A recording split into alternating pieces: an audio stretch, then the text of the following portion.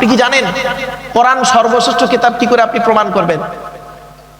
পৃথিবীর যত ধর্মগ্রন্থ আছে সমস্ত ধর্মগ্রন্থে লেখা আছে কি জানেন? ভালো কথা, ভালো কাজ করো, ভালো কথা বলো, ঠিক না বেঠিক?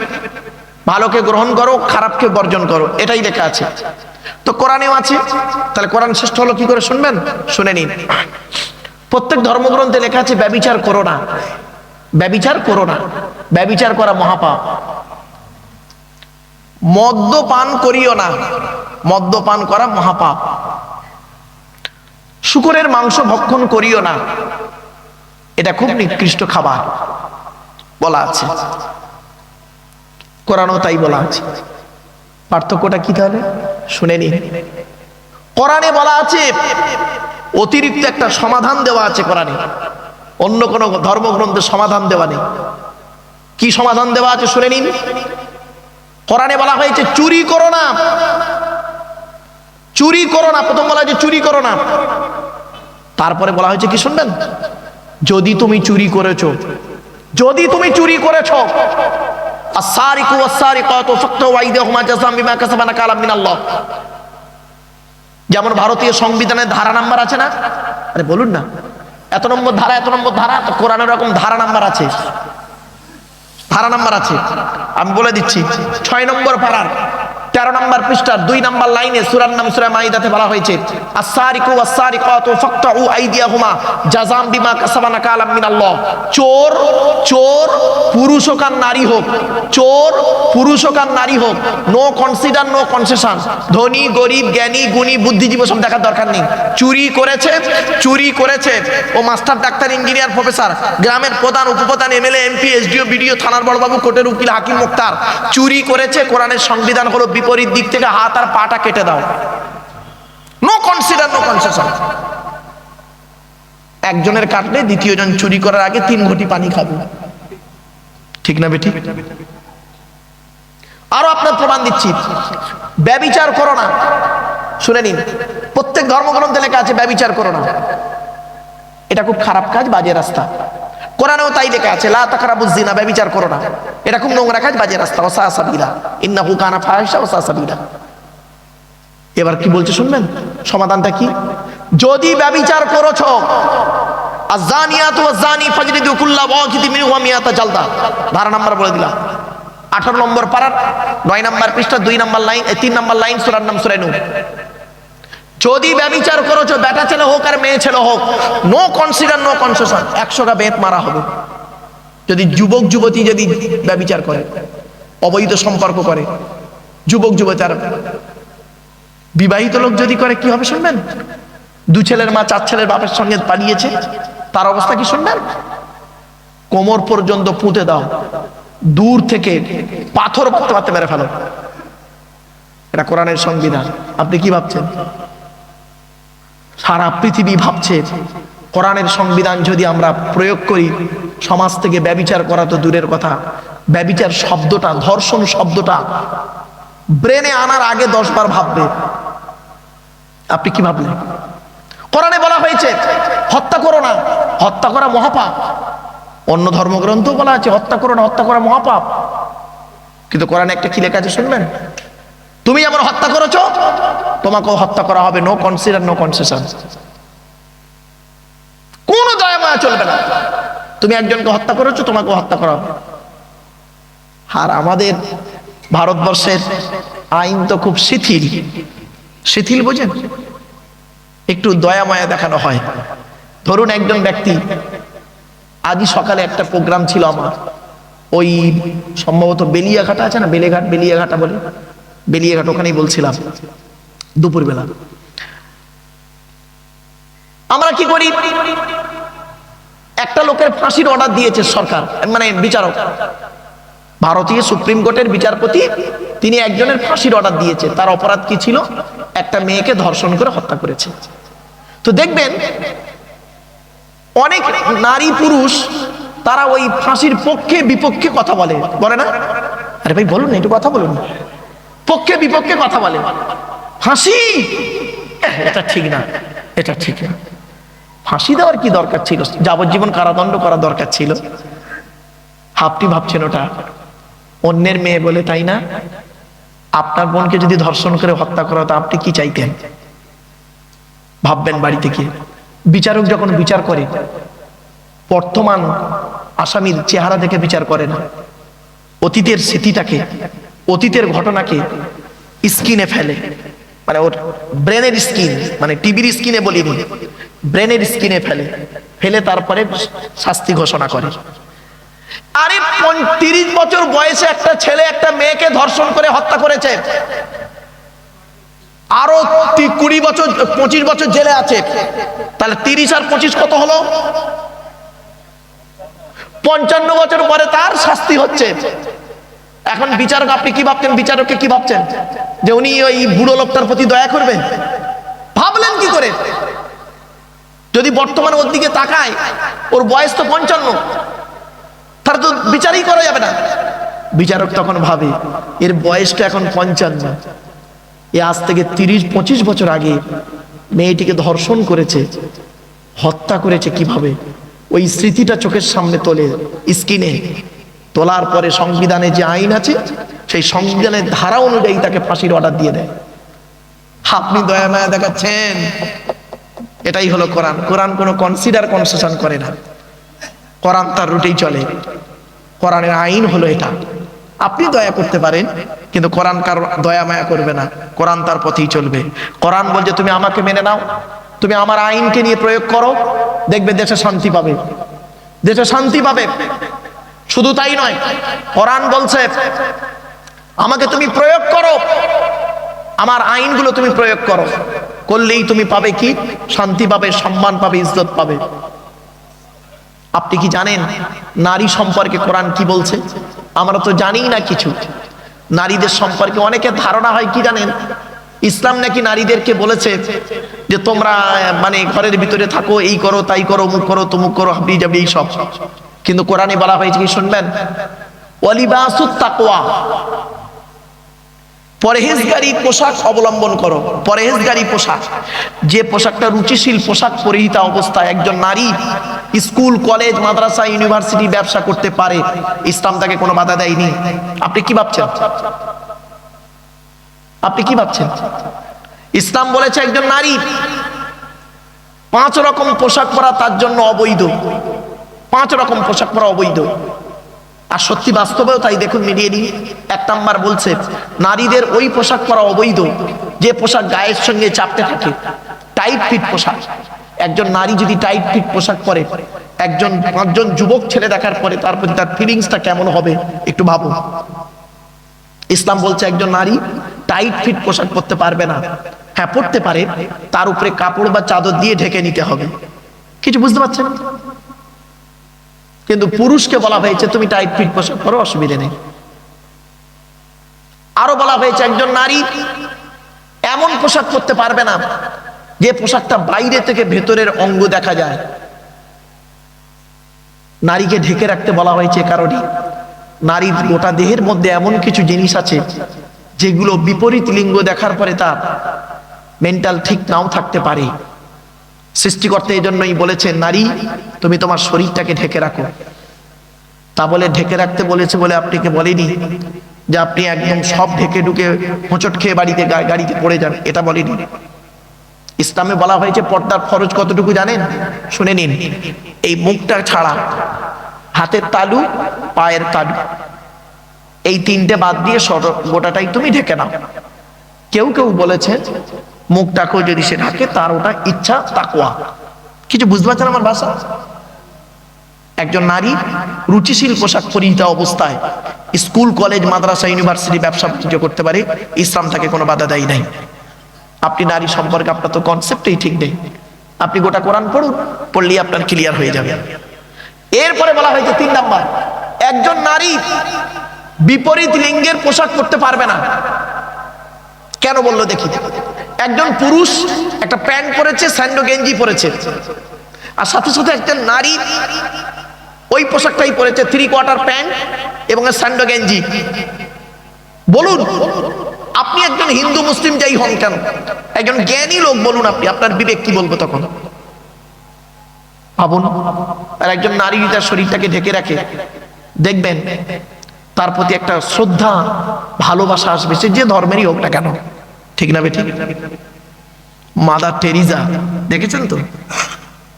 হ্যাঁ বাবা, মাদার টেরিজা সে কেবল মুখটুকুই বের করেছিলেন, ঠিক না বেঠিক? তাতে দোষ নেই।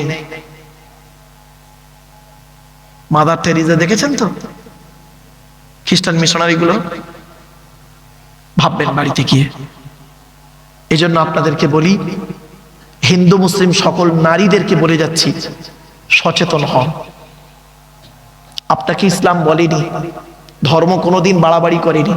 কোরআনে বলা হয়েছে লা ইকরাহা ফিদ্দীন, ধর্মের মধ্যে বাড়াবাড়ি নেই। দেখবেন, দুটো উদাহরণ দিচ্ছি, ক্লিয়ার হয়ে যাবে। আচ্ছা, আমি এতক্ষণ আপনাদেরকে আমি বলেছিলাম শুকুরের গোস্ত খাওয়া, মাংস খাওয়া হারাম, বলেছিলাম না? আরে ভাই বলুন না। কিন্তু ইসলাম কি বলছে শুনবেন, কোরআন কি বলছে? এজন্য বলি তো, লেখাপড়া করতে হয়। কোরআনের একটা বাক্য, আয়াত বা বাক্য, একটা বাক্যের দুটো অংশ। প্রথম অংশতে বলা আছে শুকরের মাংস খাওয়া হারাম। পরের বাক্যতে কি বলা আছে শুনবেন?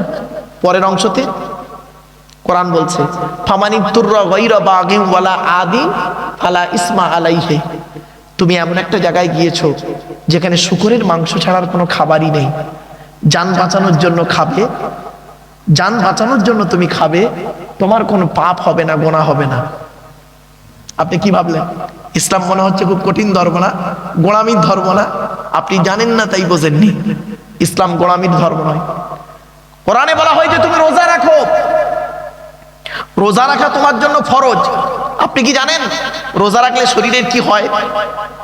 মেডিকেল সায়েন্স যারা আছে, ডাক্তার আছে, তাদেরকে জিজ্ঞাসা করবেন। অতিরিক্ত সুগার যাদের, তারা একদিন ছাড়া একদিন রোজা রাখুক, তাদের সুগার কমে যাবে 100%। আপনি কি ভাবছেন?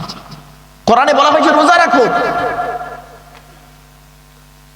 রোজা রাখতে বলেছে, রোজা রাখা ফরজ তো নাকি? আরে ভাই বলুন না, বলুন না, ফরজ। এবার দেখুন কোরআন কি বলছে। অসুস্থ হয়েছো, অসুস্থ হয়েছো, রোজা রাখতে হবে না। তুমি এমন একটা জায়গায় গিয়েছো যেখানে রোজা রাখতে খুব কষ্ট, তোমার রোজা রাখতে হবে না। তাহলে কি করবো? আল্লাহ কোরআন বলে দিচ্ছে, সমাধান দিচ্ছে কোরআন। দেখুন, তুমি একটা ফেতরা দেবে, একটা রোজা সমান একটা ফেতরা। আচ্ছা, ফেতরাটা কত পরিমাণ? 1 কেজি 660 গ্রাম গম, বা ওই পরিমাণ বাজার দরে মূল্য। তা এখন কত হতে পারে বাবা? এটা বলুন না, 70, 80, 60 থেকে 70 টাকা। ব্যাস, ইসলাম বলেছে। আর যদি তুমি পারো পরবর্তী সময়ে রোজাটা করে দিও। আপনার কি মনে হলো ইসলাম গোলামির ধর্ম না? আপনি জানেন না তাই বলে ফেললেন। আর একটা কথা বলছি, চলুন। মদ খাওয়া ইসলামে হালাল না হারাম? জোরে বলুন। কোরআনের 4 জায়গায় লেখা আছে মদ খাওয়া হারাম, আছে তো? চলুন আপনাদেরকে বলছি, রাগ করবেন না, কেউ রেগে যাবেন না বাবা। আমার বক্তব্য শুনতে গেলে একটু ব্রেন লাগবে, সময় লাগবে, আর একটু শিক্ষা লাগবে, তবে বুঝতে পারবেন, নইলে সব বেকার হয়ে যাবে। আপনারা মদ খেয়েছেন? আরে ভাই বলুন না একটু। মদ খাই নাই, প্রমাণ দেবো, দেখবেন। দেখেন প্রমাণটা নিয়ে নিন। সব এখানে মদ খেয়েছেন, এ দাড়িওয়ালা টুপিওয়ালা সব খায়, আমিও সমেত। প্রমাণটা দিচ্ছে, শোনেন। বাড়ি থেকে ভাববেন কোরআনে মদ হারাম বলেছে, বাস্তব। আপনি হজে গেছেন, 40 থেকে 45 দিন হজে ছিলেন। আরবের ভৌগোলিক পরিবেশ আর পশ্চিম বাংলার ভৌগোলিক পরিবেশ দুটো কিন্তু এক নয়, ঠিক না? ঠিক। এখন আরবে হজ থেকে ফিরেছেন, এত কষ্ট হয়েছে আপনার শরীরে, ঘুম হচ্ছে না, ঘুম আসছে না চোখে। আপনি বনগার বড় একটা ডাক্তারের কাছে গেলেন, ডাক্তারবাবু আপনাকে লিখেছে কি জানেন? আপনাকে জিজ্ঞাসা করছেন, কাকু কাকু আপনি ট্যাবলেট খেতে ভালোবাসেন না সিরাপ খেতে ভালোবাসেন? আপনি বললেন, বাবা সিরাপ হলে ভালো হয়, বুড়ো মানুষ তো। আপনাকে উনি 4টে সিরাপ লিখেছেন, সিরাপ 4টে লিখেছেন, 4টে। এই 4টে সিরাপ দুপুরে খাবার পরে খাবেন 1 চামচ করে, 4 চামচ। রাতে খাবার পরে ঘুমানোর আগে 4 চামচ খাবেন। জান, এখন আপনি বাড়ি এলেন, শিক্ষিত লোক তো, বাড়ি এসেছেন, সিরাপটার গায়ে লেখা আছে, একটা সিরাপের গায়ে লেখা আছে 40% অ্যালকোহল। কি কত পার্সেন্ট? 40% অ্যালকোহল, ওটা রাখলেন। আর একটার গায়ে দেখছেন 50% অ্যালকোহল, তাহলে দুটো মিলে কত হলো? 90। আর একটার গায়ে দেখছেন 30% অ্যালকোহল, কত হলো? 120। আর একটা তুলেছেন দেখছেন 30% অ্যালকোহল, কত হলো? 150% অ্যালকোহল আপনি প্রতিদিন দুপুরবেলা, রাতের বেলা হাজী সাহেব লোক নামাজ পড়ে এসে ভাত খেয়ে ওই 150% অ্যালকোহল যুক্ত ওষুধ আপনি কি বলে খাচ্ছেন? ওষুধ খাওয়ার দোয়া কি? বিসমিল্লাহ আগে সাফি, বিসমিল্লাহ আগে কাফি। আল্লাহর নাম নিয়ে 150% অ্যালকোহল যুক্ত ওষুধ আপনি খাচ্ছেন। কেন? ডাক্তার বলেছে এই ওষুধগুলো না খেলে তাড়াতাড়ি কবরে ঢুকে যাবেন, মৃত্যুর ভয়ে খাচ্ছেন। এরই নাম ইসলাম। আচ্ছা, এরই নাম ইসলাম। আপনাদের কি মনে হচ্ছে ইসলাম গোলামীর ধর্ম না? আপনি জানেন না তাই বলে ফেলেন ইসলাম গোলামীর ধর্ম। ইসলাম গোলামীর ধর্ম নয়। ইসলাম আপনাকে বলেছে, কোরআন আপনাকে বলছে, হাদিস আপনাকে বলছে, ধর্ম আপনাকে বলছে। তুমি রোজা রাখতে পারোনি, তার বিকল্প আছে। নামাজ পড়তে পারোনি, তুমি দাঁড়িয়ে পড়তে অসুবিধা হচ্ছে, বসে পড়ো। বসে পড়তে অসুবিধা হচ্ছে, শুয়ে শুয়ে পড়ো। শুয়ে পড়তে অসুবিধা হচ্ছে, তুমি শুয়ে শুয়ে একবার স্মরণ করো, আমাকে কবর শুতে হবে, ওতেই আমি কবুল করে নেবো। জোরে বলুন সুবহানাল্লাহ। আল্লাযীনা ইয়াযকুরুনাল্লাহা কিয়ামান ওয়া কুউদান ওয়া আলা জুনুবিহিম। কোথায় আছেন আপনি? ইসলাম আপনাকে এত সুন্দরভাবে বুঝিয়ে দিয়েছে। নারীদের সম্পর্কে ইসলাম যা বলেছে, অনেকে বলে, শুনে নিন, নারীদেরকে ইসলাম কি বলেছে শুনবেন, শুনলে চমকে যাবেন। স্ত্রীর পিতামাতার গালি দেওয়া হারাম। স্ত্রীর পিতামাতাকে, আরে ভাই বলুন না একটু, শ্বশুর শাশুড়িকে গালি দেওয়া হারাম। আপনি এখানে বসে বসে ভাবুন তো, ঈদের দিন সকালবেলা আপনার স্ত্রী রান্না কমপ্লিট হয়নি, কি করেছেন আপনি?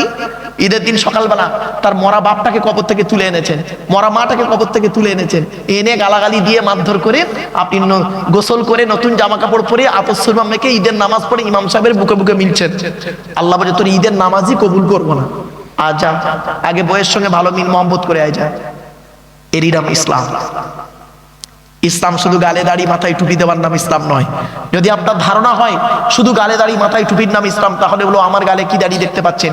এই গ্রেট পোটা রবীন্দ্রনাথ ঠাকুরের গালের দাড়িটা আমার দাড়ির থেকে অনেক বড় দাড়ি ছিল। ব্যারিস্টার উমেশচন্দ্র বন্দ্যোপাধ্যায়, সুরেন্দ্রনাথ বন্দ্যোপাধ্যায়, শক্তিনীশের গালে দাড়ি ছিল, রামকৃষ্ণ পরমহংসদেবের গালে দাড়ি ছিল, আসারাম বাবুর গালেও দাঁড়িয়েছে, রামদেবের গালেও দাঁড়িয়েছে, মুসলমান নয়। যদি আপনি বলেন মাথায় টুপি দেবার নাম মুসলমান, আমার মাথায় কি টুপি দেখতে পাচ্ছেন? এই গ্রেট ন্যাশনাল হিরো যিনি বলেছিলেন give me blood I shall give you freedom, Netaji Subhas Chandra Bose যিনি বলেছিলেন তোরা আমাকে রক্ত দে আমি তোদের স্বাধীনতা দেবো, তারও মাথায় টুপি ছিল। পণ্ডিত জওহরলাল নেহেরু মাথায় টুপি দিতেন, আন্না হাজারও মাথায় টুপি দিত, পাঞ্জাবিরাও পাগড়ি পরে। বাড়ি থেকে ভাববেন ইসলাম এমন একটা ধর্ম। আপনি ভাবুন ইসলাম শব্দের অর্থ কি জানেন? ইসলাম শব্দের অর্থ কি বলুন তো বাবা একটু? ওটাই বলবেন। শোনেন, আমি এসএসসি ছেলে মেয়ে পড়াই, এসএসসি মাদ্রাসা সার্ভিস কমিশন এবং এমএসসি স্কুল সার্ভিস কমিশন এবং মাদ্রাসা সার্ভিস দুটোই পড়াই। তো 2010 সালে এসএসসি পরীক্ষায় এমএসসি মাদ্রাসা সার্ভিস কমিশনে পড়েছিল, পরীক্ষাতে চাকরির পরীক্ষায় পড়েছিল ইসলাম শব্দের অর্থ কি। 4টে পয়েন্ট ছিল। একটা ছিল কি শান্তি, একটা ছিল আত্মসমর্পণ, একটা ছিল মেনে নেওয়া, আর একটা ছিল কি জানেন? কোনোটাই নয়। তো 95% স্টুডেন্ট শান্তিতে টিক মেরেছে, কিন্তু ভুল। ইসলাম শব্দের আবিধানিক অর্থ হলো আত্মসমর্পণ করা। কি আত্মসমর্পণ করবেন? আপনার জীবন, জন্ম, মৃত্যু সবকিছু একজনের উপরে আত্মসমর্পণ করতে হবে। তিনি কে? আল্লাহ।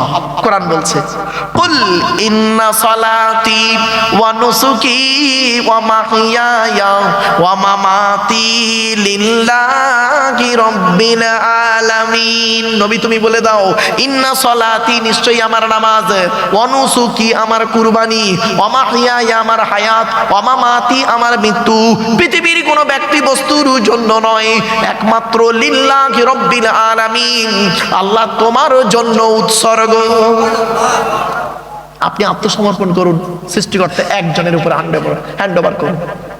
পৃথিবীর কোনো ব্যক্তি বস্তুর উপরে নয়, আপনি একজনের উপরে হ্যান্ড ওভার করুন। তিনি কে? আল্লাহ। আমার বাপেরা, এই জন্য আপনাদেরকে আমি অনুরোধ করে বলে যাচ্ছি, এতক্ষণ আপনাদেরকে আমি বিভিন্ন অ্যাঙ্গেল থেকে বিভিন্ন দিক থেকে কথাগুলো বলতে চেয়েছি, একটাই কারণ ছিল আমার, কি জানেন? ফিরে আসুন, ফিরে আসুন। কোথা থেকে ফিরে আসবেন? পাপ থেকে ফিরে আসুন ভালোর দিকে। কোরআন বলছে, কোরআন বলছে ফিরে আয়, ফিরে আয়। তুই পাপ করেছিস না, ব্যভিচার করেছিস না, মদ খেয়েছিস, সুদ খেয়েছিস না, পাপ করেছিস না, আমি সব জানি। আল্লাহ বলছেন আমি সব জানি, তো তুই করেছিস আমি জানি, তবে আমার নাম রহমান, আমার নাম রহিম, চলে আয়, ফিরে আয়, ফিরে আয়। পাপ করেছিস, ফিরে আয়, তওবা করে নে। কি বলে ফিরে আসবি? কোরআন বলছে ওয়ামাইয়া আমালু সুআন আও ইয়াযলিম নাফসাম সুম্মা ইয়াস্তাগফিরিল্লাহ ইয়াজিদিল্লাহ গফুরুর রহিমা। 5 নম্বর পারার একেবারে 15 নম্বর পৃষ্ঠার 8 নম্বর লাইন, সূরার নাম সূরা নিসা। কোরআন জানিয়ে দিয়েছে, বান্দা তুই পাপ করেছিস, নিজের নফসের উপরে জুলুম করেছিস, সুম্মা ইয়াস্তাগফিরিল্লাহ, এবার তোরা তওবা ইস্তেগফার কর, ক্ষমা প্রার্থনা কর, ইয়াজিদিল্লাহ গফুরুর রহিমা, আমি আল্লাহ তোদের জীবনের গুনাহগুলো মাফ করে দেব। আরেকটা সুযোগ দিচ্ছে, অন্য একটা আয়াত দিয়ে সুযোগ দিচ্ছে আল্লাহ থেকে। আল্লাহ বলে পাপ করে যা হয়েছে হয়েছে, স্টপ করে দে, নতুন করে জীবন গড়। কি? ইয়া আইয়ুহাল্লাযীনা আমানু তুবু ইলাল্লাহি তাওবাতান নাসুহা।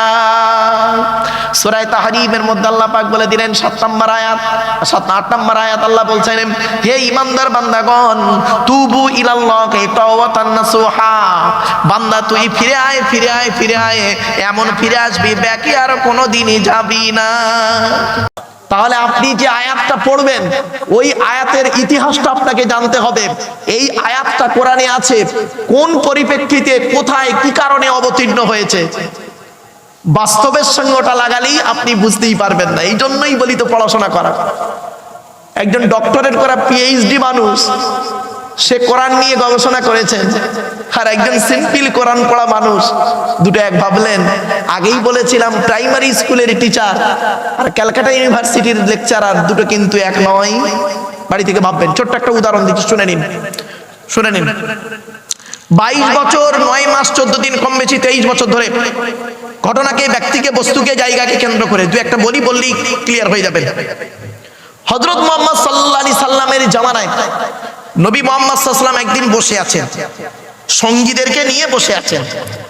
এমত অবস্থায় আরবের তৎকালীন যুগের মদিনার সবথেকে ধনী লোক, মদিনার সবথেকে ধনী লোক, লোকটার নাম কি শুনবেন? আমর জামু। কি বললাম বাবা, একটু দয়া করে মুখে বলুন। আমর জামু রাদিয়াল্লাহু তাআলা আনহু, উনি নবীজির কাছে আসছেন। ঘটনাটা শুনুন, না জানলে সব বেকার হয়ে যাবে। উনি আসছেন, নবীজির কাছে যারা বসেছিলেন তারা বললেন, হে নবী, এলাকার সব থেকে ধনী লোকটা আপনার কাছে আসছেন, সব থেকে ধনী লোকটা আসছেন। তখন নবী বললেন, ঠিক আছে, ওকে আসতে দাও। তো উনি এলেন, আসার পরে নবীজিকে সালাম দিলেন, নবীজি সালামের উত্তর দিলেন, দেবার পরে নবীজি বললেন বসো, বসলেন। কিছুক্ষণ পরে ওই লোকটি কি বলছেন শুনুন। ওই লোকটি নবীকে বলছেন, হে নবী, সৃষ্টিকর্তা আল্লাহ আমাকে অধিক সম্পদ দিয়েছেন, টাকা পয়সার মালিক করেছেন। তো তখন নবীজি বললেন, তুমি কি জানতে চাইছো বলো। তখন লোকটি বললেন, হে নবী, এই এত সম্পদ আমি কোথায় ব্যয় করে গেলে কবরে শান্তি পাবো, পরকালে জান্নাত পাবো, একটু দয়া করে বলে দিন। আচ্ছা, তার প্রশ্নটা ভালো না খারাপ? উনি বললেন, টাকা পয়সা আমাকে সৃষ্টিকর্তা দিয়েছেন, কোথায় দান করে গেলে, কাকে দান করে গেলে, কার পিছনে পয়সা ব্যয় করলে আমার আত্মা শান্তি পাবে, একটু বলে দিন। উনি বলে চুপ মেরে বসে আছেন। ব্যাস, ওনাকে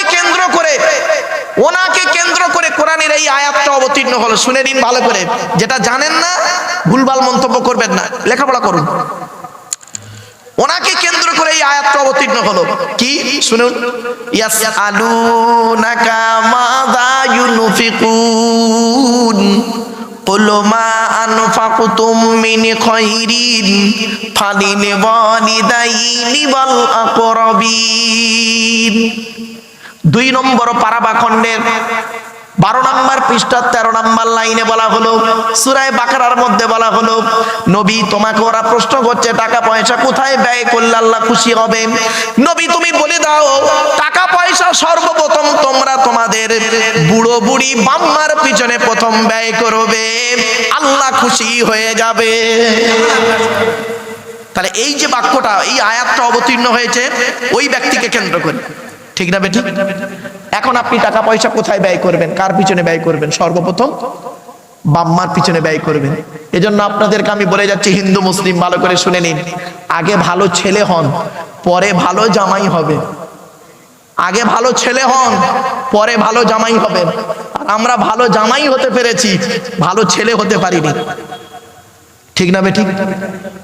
আমার শ্বশুর আমাকে কি বলে জানেন? আমার জামাই খুব ভালো। আমার শাশুড়ি আমাকে কি বলে জানেন? আমার জামাই খুব ভালো। কিন্তু আমার জন্মদাতা বাপটা কি বলে শুনবেন? ওকে জন্ম দিয়ে পাপ করেছি। পেটে ধরা মাটা কি বলে শুনবেন? ওকে পেটে ধরে ভুল করেছি। কেন? যে মা যে বাপ ছোটবেলায় আমাকে আপনাকে আদর করে চুমা দিল, কি এমন কাজ করলেন, কার মাধ্যমে করলেন যে সেই বাম্মার আপনাকে আব্বা বলে ডাকে না? শুনে নিন, 75 বছরের বৃদ্ধ বাপ যদি, 75 বছরের বুড়ো বাপটা যদি 50 বছরের ছেলেকে একবার আব্বা বা বাবা বলে ডাকে, মনে রাখবেন 75 বছরের বৃদ্ধ বাপের আব্বা ডাকটা আল্লাহর রহমতের অন্তর ফাটা আরশে আজিমের ডাক। দেখেছে কোনোদিন? কোনোদিন দেখেছেন? আপনি বাপের নামে কি করেছেন, মায়ের নামে কি করেছেন? ওই বাপ মরে গেছে ওইটুকু করে ছেড়ে দিয়েছেন। বাপ জীবিত থাকা অবস্থায় আপনি কি হক আদায় করেছেন? আপনি কি ভাবছেন? আল্লাহ পাক কোরআনে বলছেন, শুনে নিন, আয়াহসাবুল ইনসানু আন ইউতরাকা সুদা। মানুষ কি মনে করেছে? এখানে হিন্দু মুসলমান কোনো পার্থক্য নেই। আল্লাহ বলছেন, মানুষ কি মনে করেছে ওকে এমনি এমনি ছেড়ে দেবো আমি, পরকালে এমনি এমনি ছেড়ে দেবো? এত সোজা নয়। কড়ায় গন্ডায় হিসাব নেব তবে ওকে ছাড়বো। 3টে জিনিসের হিসাব আপনাকে দিতেই হবে। হিন্দু মুসলিম শুনে নিন, কি কি? জ্ঞানী, জ্ঞানী, জ্ঞানের হিসাব দাও।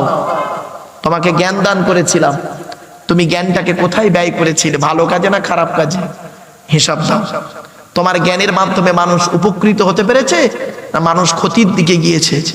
তোমার আজ শাস্তি দেওয়া হবে। আপনি কি ভাবছেন? 2 নাম্বার, ধনী, অর্থের হিসাব দাও। এই জন্য আমি বলি, ছেলেকে ধনী না বানিয়ে জ্ঞানী বানিয়ে যান, লেখাপড়া শেখান, সুশিক্ষায় শিক্ষিত করুন। এখন হয়তো আপনারা বলবেন, হিন্দু মুসলিম অনেকে বলবেন যে মারুফ সাহেব আমরা তো গরিব মানুষ, ছেলে মেয়েকে উচ্চশিক্ষায় শিক্ষিত করতে পারবো না। এটা কোনো কজ নয়। মনে রাখবেন, যে চাই চিনি তাকে যোগাই চিন্তামণি। আচ্ছা, আপনি কি ওই ভারতের প্রাক্তন রাষ্ট্রপতি আবু পাকরি জয়নাল আবেদিন আব্দুল কালাম, যিনি মারা গেছেন, মিসাইল ম্যান যাকে বলা হয়, ভারতের একজন গৌরব, তার বাপের থেকে গরিব?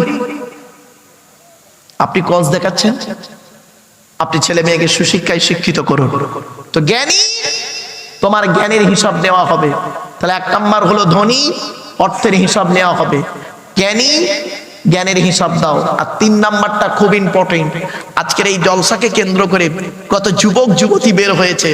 এই যুবক যুবতীরা, যৌবনের হিসাব দাও। যৌবনের হিসাব দাও। তুমি যৌবন কালটা কোথায় কাটিয়েছো, কার পিছনে ব্যয় করেছো, হিসাব দাও। এই 3টে জিনিসের হিসাব হিন্দু মুসলিম দেওয়ার জন্য প্রস্তুত হন, আপনাকে দিতেই হবে। মনে রাখবেন, সৃষ্টিকর্তা ছাড় দেয়, ছেড়ে দেয় না। কি বললাম বাবা, একটু বলুন? ছাড় দেয়, ছেড়ে দেন। একটা উদাহরণ দেবো, একটা উদাহরণ দেবো, রেগে যাবেন না কেউ। উদাহরণটা শুনুন। ছেলের বয়স 40 বছর, বাপের বয়স 70 বছর। 70 বছরের বুড়ো বাপটা একদিন একটু ভুল করে ফেলেছে। 40 বছরের ছেলে করলো কি, ওর স্ত্রীর সামনে বাপের গালে ঠাস করে একটা চড় মারলো। বাপ ওই চড়টা খেয়ে কাউকে কোনো কথা না বলে লজ্জিত হয়ে গেছে। বৌমার সামনে ছেলে গালে চড় মেরেছে, কাউকে না বলতে পেরে। কি হিন্দু কি মুসলিম, যে যার ধর্মস্থানে গিয়ে মনটা খারাপ করে কাঁদছে।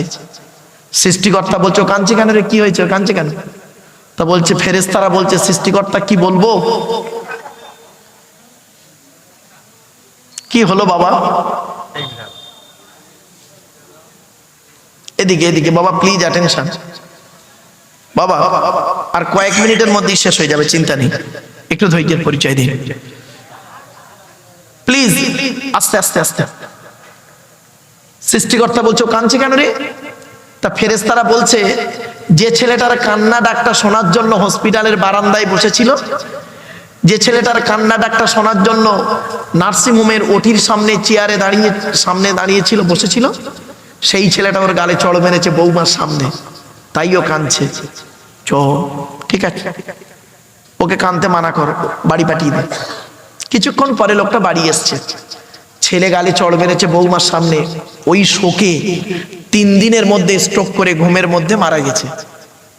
ছেলে করলো কি, যে যার ধর্মের প্রথা অনুযায়ী বাপের একটু কাজ করলো, যে যার ধর্মের প্রথা অনুযায়ী কাজ করলো, করার পরে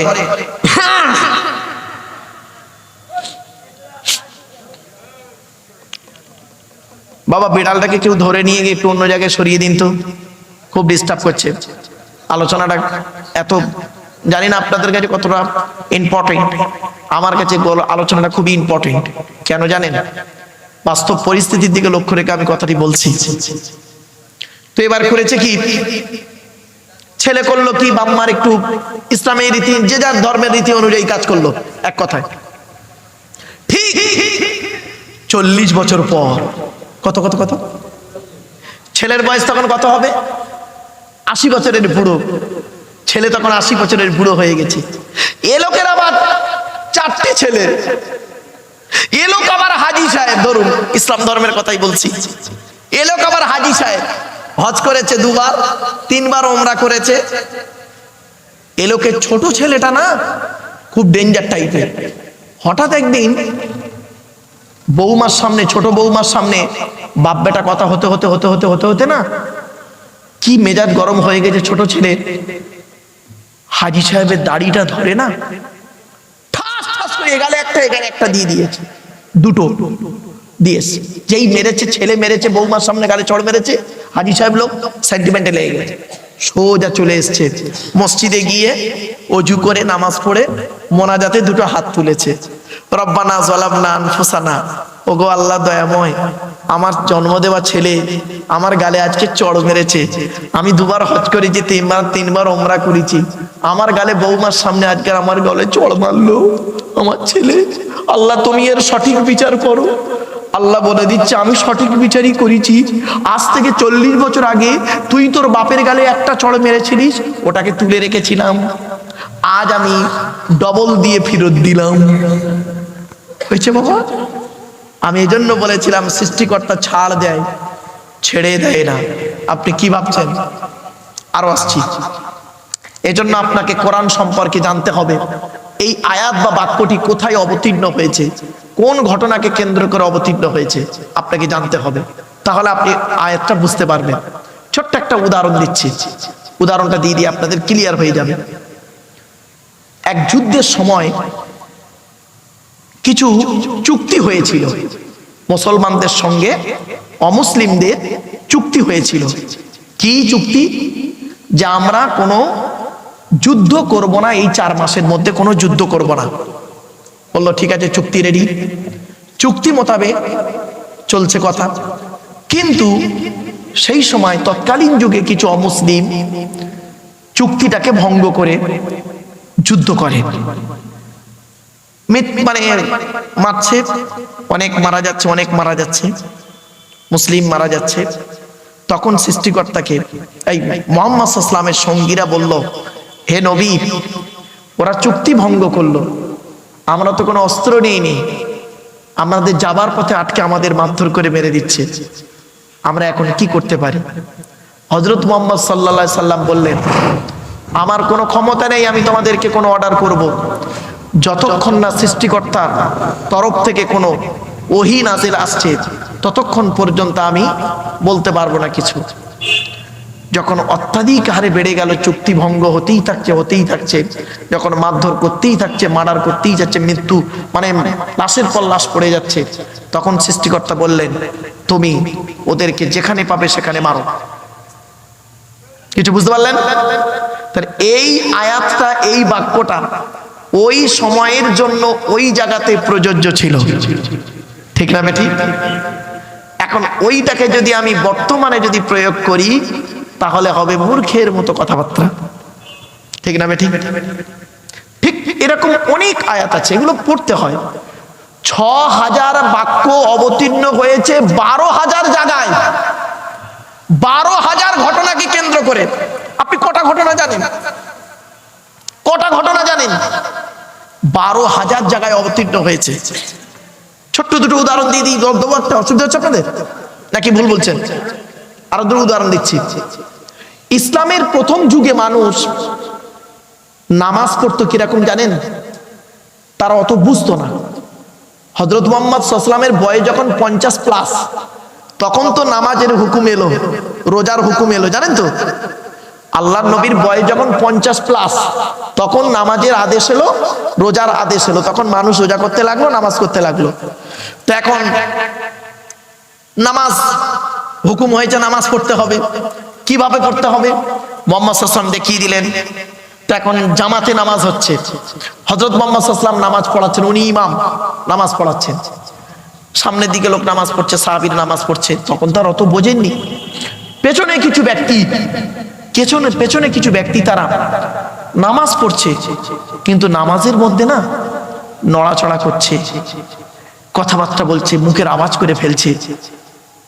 এই আওয়াজটা নবীজির কানে গেল। যাবার পর নবীজি নামাজ কমপ্লিট করলেন, করার পরে আল্লাহ পাক এই আয়াতটা নাজিল করলো, শুনে নিন। ওয়াকুমু লিল্লাহি কানিতিন, নামাজের সময় তোমরা ধীর স্থির ভাবে দাঁড়াবে, কারোর সঙ্গে কোনো কথা বলবে না, এদিকে ওদিকে তাকাবে না। তখন তারা করলো কি? ধীর স্থির ভাবে নামাজ পড়তে লাগলো। তাহলে এই আয়াতটা অবতীর্ণ হয়েছে কোন ঘটনাকে কেন্দ্র করে? ওই পরিস্থিতি কেন্দ্র করে এই আয়াতটা তখন অবতীর্ণ হয়েছে।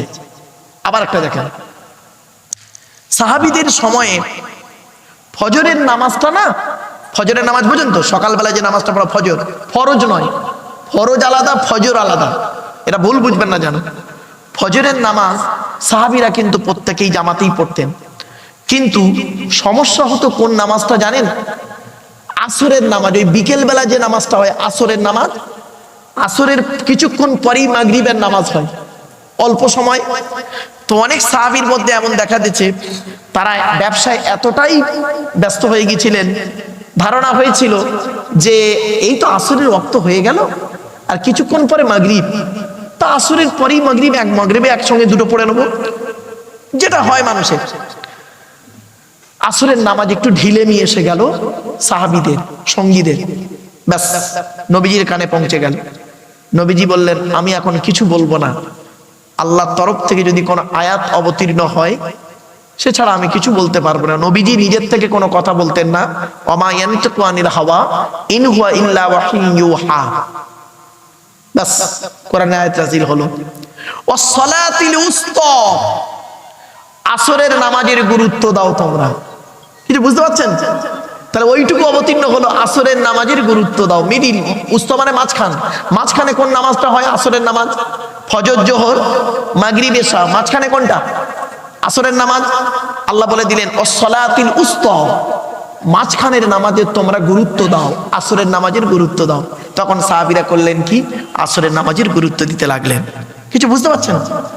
তারপরে কিছু ব্যক্তি নামাজ পড়তেন, আবার মাঝে মাঝে ঢিলেমি করতেন। তখন আল্লাহ বলে দিলেন হাফিজু আলাস সালাওয়াত, 5 ওয়াক্ত নামাজের গুরুত্ব দাও। তাহলে এই বাক্য, একটা বাক্য, হাফিজু আলাস সালাওয়াত ওয়াস সালাতিল উসতা ওয়া কুমু লিল্লাহি কানিতিন, এই একটা বাক্যের মধ্যে 3টে পাঠ, 3 পরিস্থিতিতে এই একটা বাক্য অবতীর্ণ হয়েছে। জোরে বলুন সুবহানাল্লাহ। 3টে ঘটনা বুঝতে পেরেছেন? প্রথমে নাড়াচাড়া করছিল, তার জন্য এসে গেল। তারপরে করলো কি, আপনার আসরের নামাজে ঢিলেমি করছিল, তার জন্য হলো। 5 ওয়াক্ত নামাজে একটু ঢিলেমি চলছিল, 5 ওয়াক্তের জন্য অবতীর্ণ হয়ে গেল। তাহলে একটা বাক্য অবতীর্ণ হয়েছে 3টে ঘটনাকে কেন্দ্র করে। আপনাকে জানতে হবে ওটা। আপনি না জেনে একটা অন্যের ঘাড়ে চাপিয়ে দিলে সমস্যা তৈরি হবে। এই জন্য পড়াশোনা না করলে সমস্যা হয়। কিছু জিনিস আছে কোরআনে, দেখবেন কোরআনের কিছু ভাষা আপনাদের বলি, শুনলে চমকে যাবেন, খুঁজে পাবেন না। মানে অবনিস সাবিল, ইবনুন মানে ছেলে, সাবিল মানে রাস্তা। রাস্তা বাবা, রাস্তা। রাস্তার আবার ছেলে হয় নাকি? কোরআনে বলা হয়েছে ওয়াল ইয়াতামা ওয়াল মাসাকিন অবনাস সাবিল।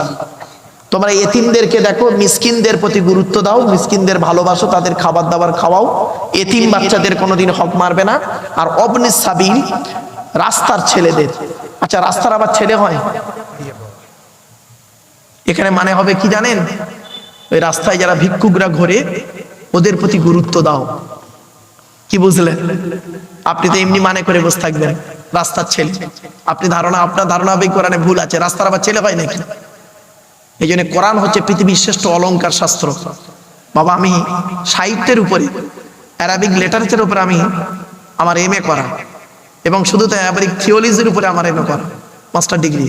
তো এই দুটো, এই সাহিত্যের উপরে এমএ করলে তারা বুঝতে পারে সত্যিকারের যারা এডুকেটেড পারসন, যারা সাহিত্যের উপরে, আরবি সাহিত্যের উপরে এমএ করেছেন, সে হিন্দু মুসলিম যেই হোক, জিজ্ঞাসা করবেন, ডিটেলস আপনাকে সুন্দর করে বুঝিয়ে দেবে, আরো ভালো বুঝিয়ে দেবে। আমি তো জাস্ট শুধু একটি জলসার মাজলিসে এসে কয়েকজন ব্যক্তিকে নিয়ে বিভিন্ন অ্যাঙ্গেল থেকে 2-4টে কথা আপনাদের জাস্ট বলে গেলাম। চলো এবার একবার দরুদ শরীফ, আল্লাহুম্মা।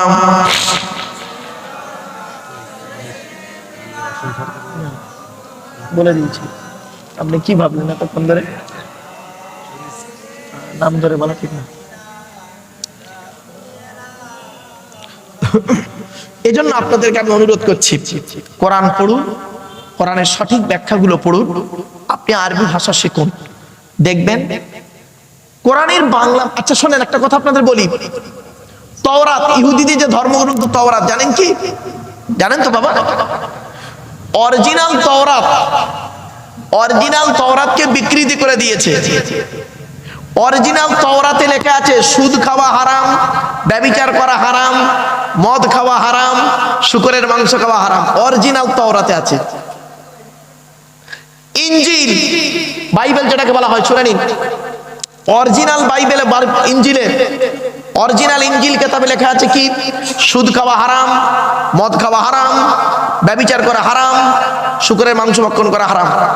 অরিজিনাল ইনজিল কিতাবে আছে। আচ্ছা, পরিবর্তন হলো কিভাবে? যারা ব্যাখ্যা করেছেন, ব্যাখ্যা করতে গিয়ে তাদের ইচ্ছা মতো মন গড়া ব্যাখ্যা করেছেন, করতে গিয়েই হয়ে গেছে কি, অরিজিনালটা ওই ব্যাখ্যা করতে করতে করতে করতে অরিজিনালটাই বাদ হয়ে গেছে। পৃথিবীর একমাত্র কিতাব, তার নাম আমার হাতেই রয়েছে, এই কোরআন। এই কোরআনের একটা অক্ষরের কোনো পরিবর্তন হয়নি, একটা বাক্যেরও কোনো পরিবর্তন হয়নি। যেমন ভাবে কোরআন নাজিল হয়েছে সেইভাবেই কোরআন রয়েছে। আর কোরআনে আল্লাহ নিজেই বলেছেন, আমি এই কোরআনকে নাজিল করেছি, আমি এই কোরআনকে হেফাজত করবো। জোরে বলুন সুবহানাল্লাহ। ছোট্ট একটা উদাহরণ দিচ্ছি।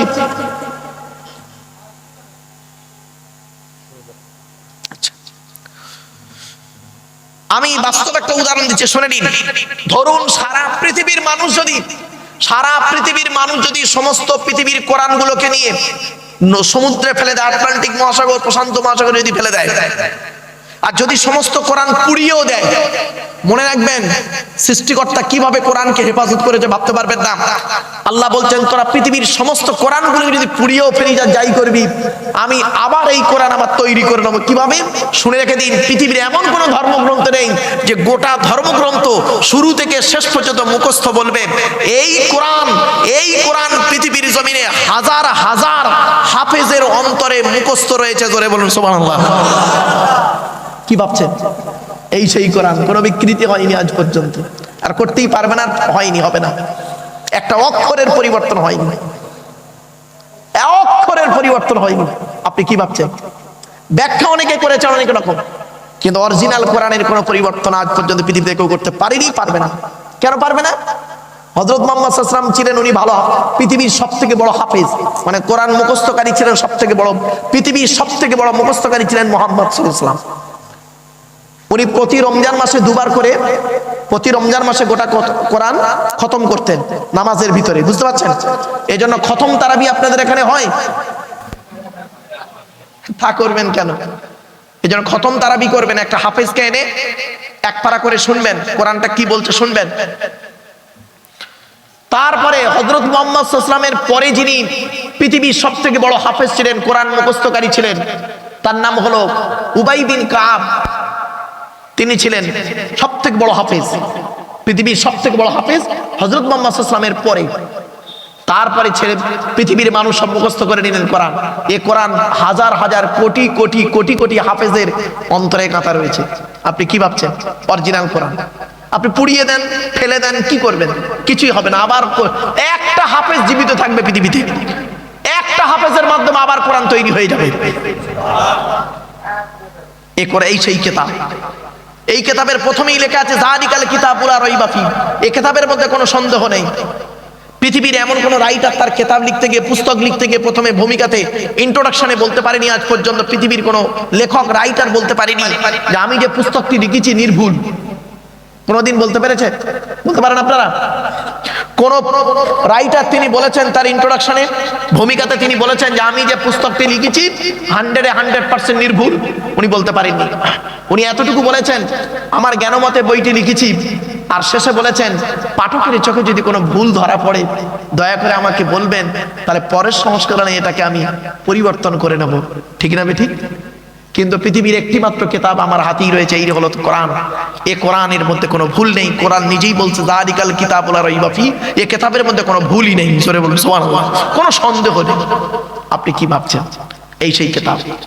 এই কোরআনের ভিতরে বিজ্ঞানময় কিতাব, বিজ্ঞান আছে। কি নেবেন বলুন আপনারা? ভৌত বিজ্ঞান নেবেন? কোরআনে আছে। জীবন বিজ্ঞান নেবেন? কোরআনে আছে। ভূগোল নেবেন? কোরআনে আছে। সবই রয়েছে কোরআনের ভিতরে। দু একটা তথ্য দিলেই বুঝতে পারবেন। আজ তো আমরা বুঝিনি কোরআনটা। সঠিকভাবে বোঝার জন্য আমি আপনাদেরকে অনুরোধ করে গেলাম, আপনি আরবি ভাষা শিখুন। আপনারা আরবি ভাষা শিখুন, কোরআন পড়ুন এবং সঠিক কোরআনটাকে মূল্যায়ন করুন, বুঝুন। আপনি শুরু থেকে শেষ পর্যন্ত পড়ুন, বাক্যটি কোথায় অবতীর্ণ হয়েছে, কোন ঘটনাকে কেন্দ্র করে অবতীর্ণ হয়েছে। একটা অন্যটার ঘাড়ে দেবেন না, দিলেই তাহলে আপনার মানেও বিকৃতি হয়ে যাবে আর সমস্যায় পড়ে যাবেন আপনি।